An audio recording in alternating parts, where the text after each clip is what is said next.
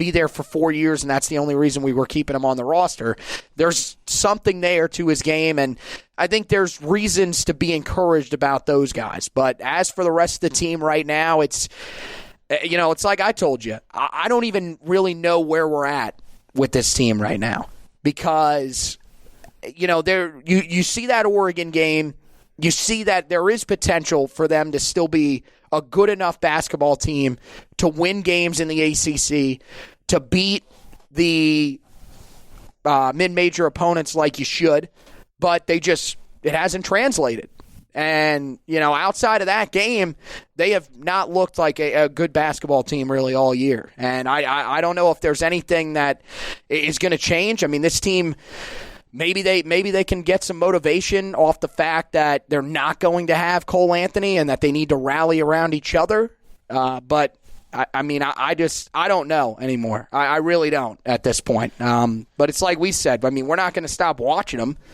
That it's still something we're invested in. But at this point, it's hard to see there being a solution right now because we've kind of ran all the scenarios in our head, and it just doesn't seem like there's one single answer. Yeah, no, I think the answer to what's wrong with Carolina is this. You lost 80-something% of your scoring and a certain amount % of your rebounds and assists and all those stats, and you're replacing it with basically a lot of freshmen and grad transfers that are stepping up from a level that I think we underestimated when we got Cam Johnson. He was from an ACC program. Right. And even though Pittsburgh was bad when he was there, he was still used to the rigors of playing in the ACC night in, night out. Knew what it took to come in and play at a high level. You got to remember the year before he transferred there, he lit up Carolina in the Smith Center with 6 3-pointers.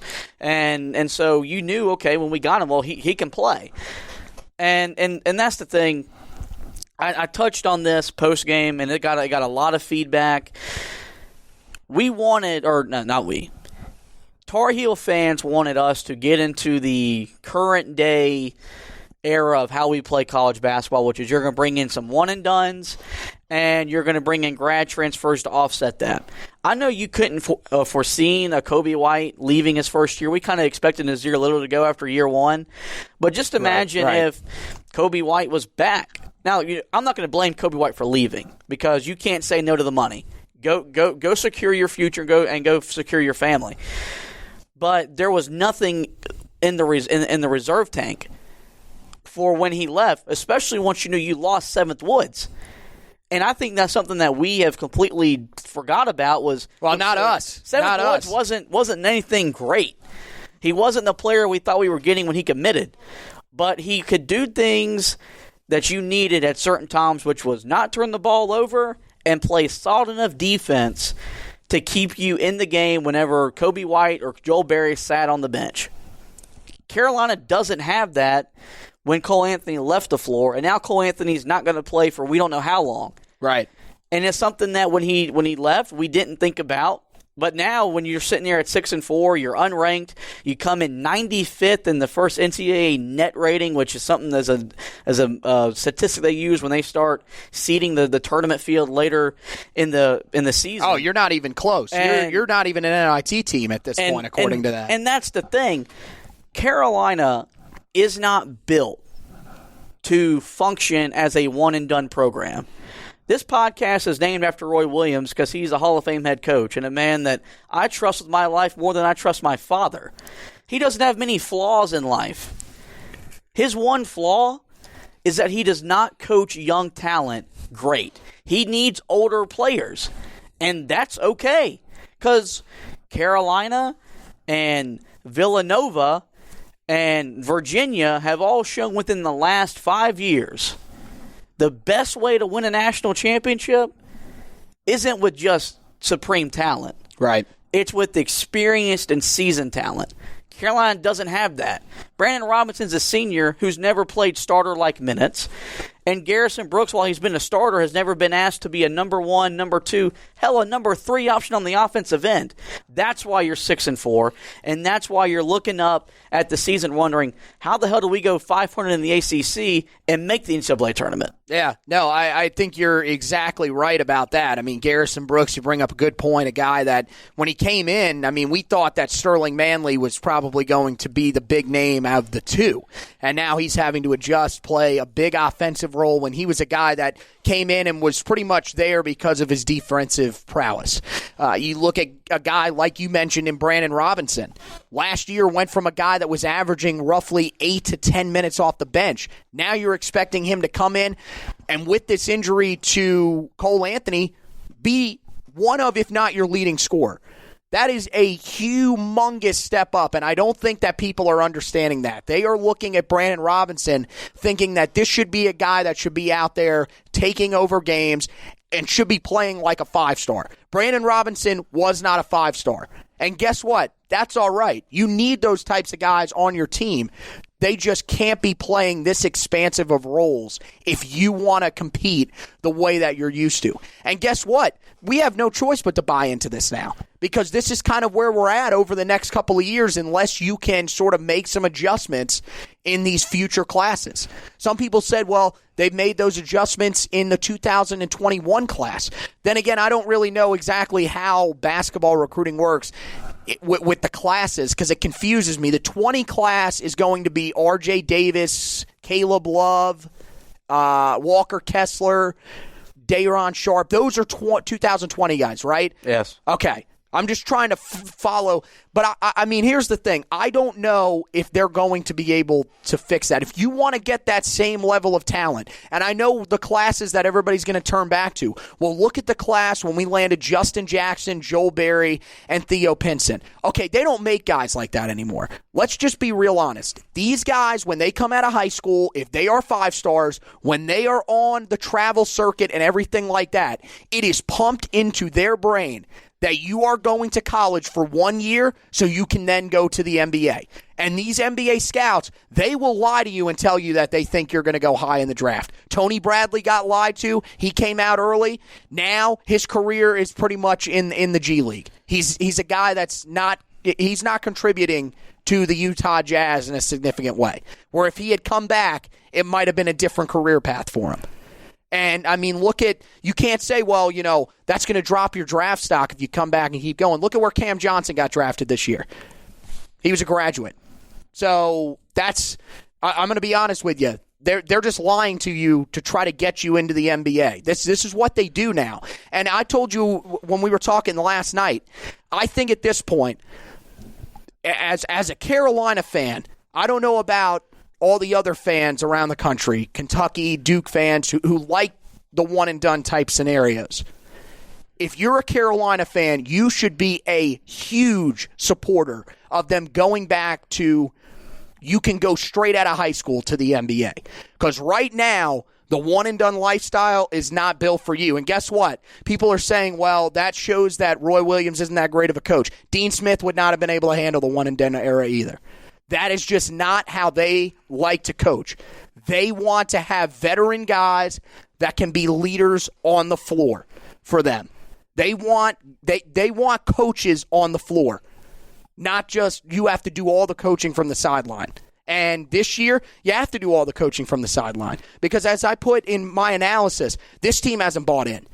These guys, honestly, I mean, they have not bought in like some of the other teams that we've seen in the past. They are not listening to the messages that this coaching staff is sending because, like I said when we were talking about this earlier today, it's not the fact that you're making the mistakes. It's the fact that it's the same mistakes that keep happening over and over and over again, even though we know you are going over them in practice.